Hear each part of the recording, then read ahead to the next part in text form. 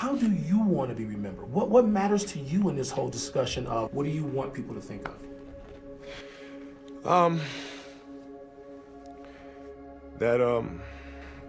You know, it's, I've always said that I wanted to be remembered as a player that didn't waste a moment. Welcome to the Kobe Show, take 2. Didn't waste a day. Kobe, Kobe, Kobe. And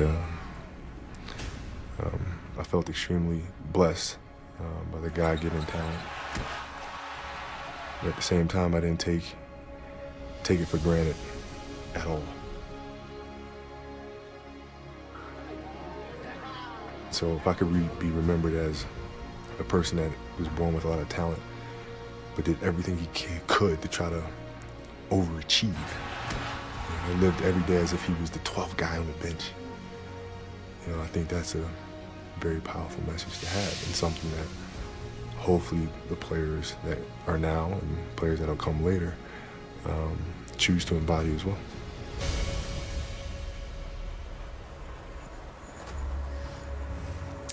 Welcome back to The Jump. We are just hours away from the Lakers taking the court for the first time since the tragic passing of Kobe Bryant. And you see LA Live still just packed. They have to keep moving the flowers and the posters and the signs and the balloons over so people can walk through, guys. It's just amazing. Matt Barnes still with us. I want to welcome back in Coach David Fizdale. And now sitting beside me, the Hall of Fame photographer, Andrew Bernstein. The man. You cataloged every moment Kobe had from the moment of his rookie year to his retiring and then well beyond. When Kobe put out a book at the end of his career called Mamba Mentality, How I Play, it's Andrew who he wanted to provide all the photographs for it.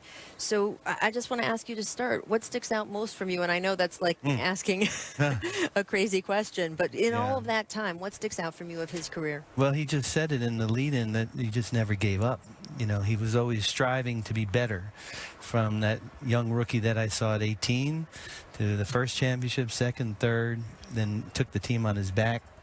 And, you know, that's one of the pillars of the Mamba mentality is just relentlessness and always wanting to be the greatest you can possibly be and beyond that. How hard was he to capture in a photograph because of all of the things he was doing out there? Well, he was challenging, to be sure. And there were other guys, too, that came before him that were challenging, like Michael and Magic. Sure. But that's what makes it fun for me as a photographer. And to have a subject like that in front of my lens for 20 years, you know, I don't even know how many games that is, but hundreds and hundreds of thousands of images.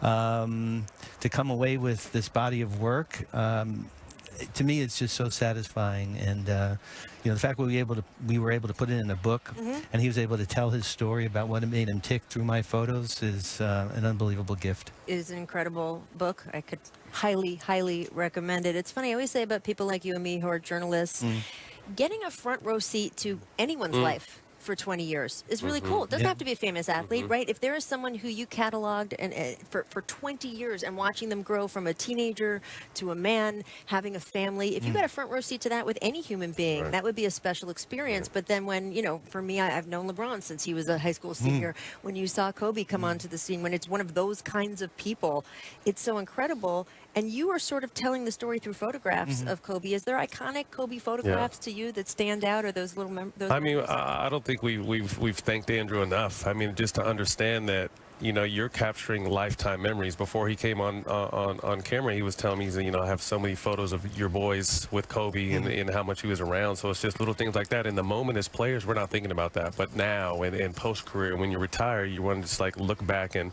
you know, like you said, his stories tell, you know, a lifetime of, his pictures tell a lifetime of stories. And what about the family? He let you around some very special private moments with them too. For sure, for sure. I was there when he first introduced Vanessa to the whole team.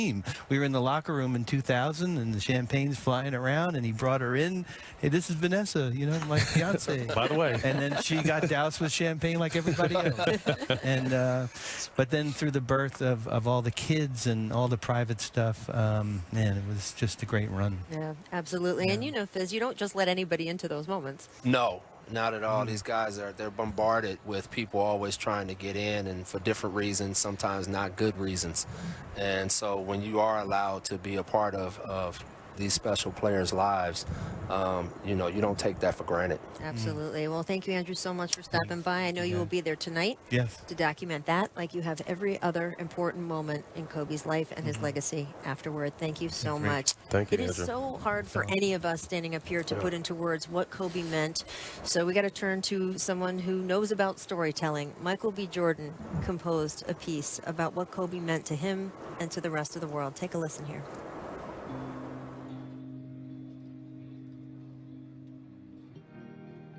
The most important thing in life is how your career moves and touches those around you and how it carries forward to the next generation. That's what makes true greatness. It's one of those numbers that can't be counted. The number of tears shed since we've heard. Breaking news, five-time NBA champion Kobe Bryant died earlier this afternoon in a helicopter crash. Today is one of the saddest days in my lifetime. I don't even know if I can do this. It's hard, but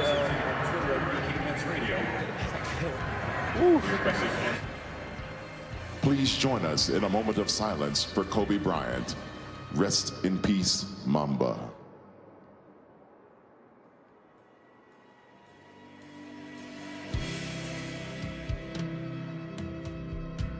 But amid all the pain and all the sorrow, there is a question worth pondering.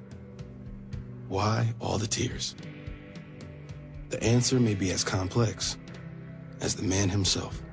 My name is Kobe Bryant, 17 years old, with the hunger, the motivation, and the desire to be the best possible basketball player that I could be.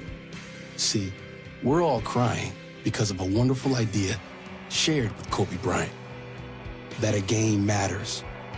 Kobe Bryant has hit a shot at the buzzer! Whoa! That what a person can do with a ball in their hands can make an impression far beyond the court that they play on.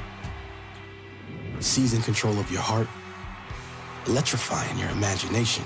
The Lakers repeat back-to-back titles! Connecting us to millions who believe in that same magic. One of the great farewell performances in any sport. 60 points. There's beauty in that idea, honor in that mission, and at its heart, there's love.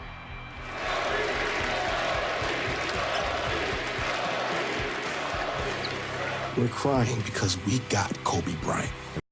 A person who was born with a lot of talent, but did everything he could to try to overachieve. You know, lived every day as if he was the 12th guy on the bench. You know, I think that's a very powerful message to have. We got that to him. Every day can be a chance to lift yourself just a little bit higher. Make yourself just a little bit better. That was the Mamba mentality. I can't believe it's come to an end. You guys will always be in my heart.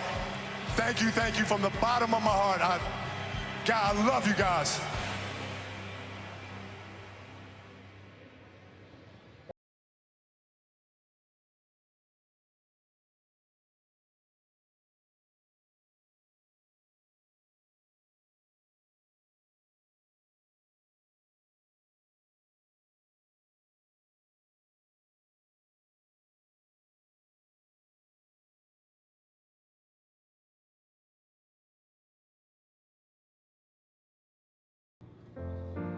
You're crying because you're a father, or a daughter, or a son, or a mother.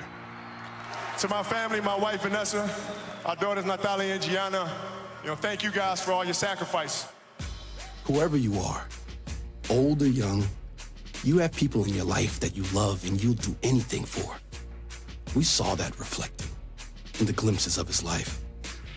Glimpses of Kobe Bryant as a dad. It's such a long journey, so many sacrifices for my family and me working hard. Glimpses of Gigi Bryant as the future. Fans will come up to me and she'll be standing next to me and they'll be like, hey, you gotta have a boy, you and V gotta have a boy.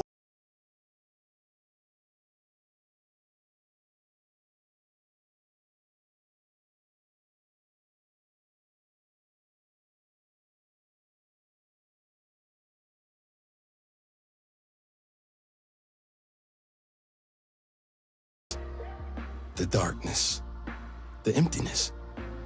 You know, all the things that we come